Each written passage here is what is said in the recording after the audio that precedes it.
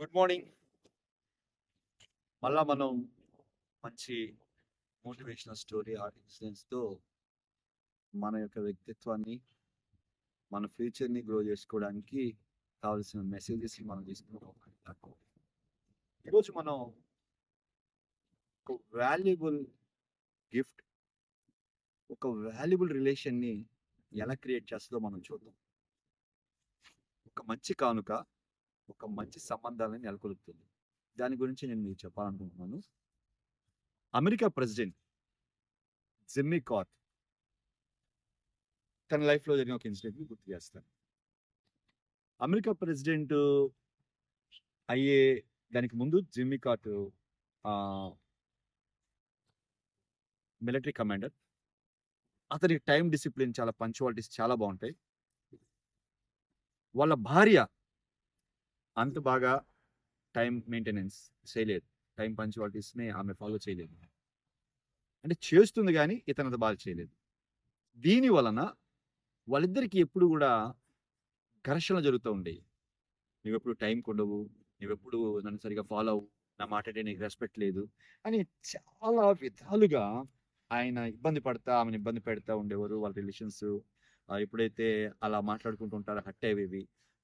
వెళ్ళే occasions spoil అయిపోయాయి. అదే కదా, మనం కలిసేటప్పుడు మనం సరిగా లేవనుకోండి, ఆ ప్రోగ్రామ్స్ అలా క్లాష్ అయిపోతాయి కదా, కొలాప్స్ అయిపోతాయి కదా, అలాంటివి ఎక్కువ జరుగుతుంది. అనుకోకుండా ఒకరోజు ఒక ఇన్సిడెంట్ జరిగింది. అది 1984 ఆగస్ట్ 18. తన భార్య పుట్టినరోజు. అనుకోకుండా రేడియోలో ప్రసంగం చేయడానికి జిమ్మీ కార్టర్ మాట్లాడడానికి వెళ్ళిపోవాలి. ఈ హడావుడిలో తన భార్యని విష్ చేయడం మర్చిపోయాడు. తన భార్యకి ఏదైనా గిఫ్ట్ ఇవ్వాలనుకుని ఆలోచించాడు. ఈ విష్ చేయడం, ఈరోజు శుభాకాంక్షలు చెప్పలేకపోవడం అనేది అతనికి బాధ అనిపించిన, ఆ బాధని కవర్ చేయడానికి ఏం చేయాలని ఆలోచించుకున్నాడు. వెంటనే తన పక్కన ఉన్న పెన్ను, పేపర్ తీసుకుని రాయడం స్టార్ట్ చేశాడు. ప్రియమైన అర్ధాంగికి నా వాల్యుబుల్ గిఫ్ట్ ఏంటంటే, ఈ బర్త్డేకి నువ్వు ఇక మీదట ఎప్పుడు లేట్‌గా వచ్చినా, ఎప్పుడు నన్ను ఇబ్బంది పెట్టినా, నేను తిరిగి నిన్ను మాట ఏమి అనను, కోపగించుకోను. ఇక నేను నీ మీద ప్రేమే తప్ప కోపాన్ని చూపించను. ఆహ్, ఈ బర్త్‌డేకి నేను నీకు ఇస్తున్న ఈ గిఫ్ట్ అని చెప్పాడు. ఆ గిఫ్ట్‌ని తన దగ్గర ఉన్న పిఏకి ఇచ్చేసి పంపించాడు. భార్య చూసి చాలా రియలైజ్ అయింది. ఆ రోజు నుంచి ఆమె కూడా జిమ్మీ కార్టర్ గారితో కలిసి టైమ్ మెయింటైన్ చేయడానికి చాలా ప్రయాసపడింది. ఇతను కూడా ఎప్పుడైనా తను చేయలేకపోతే మాట అనలేదు. అప్పటి వరకు ఉన్న వారి దాంపత్య జీవితం ఒక ఎత్తు.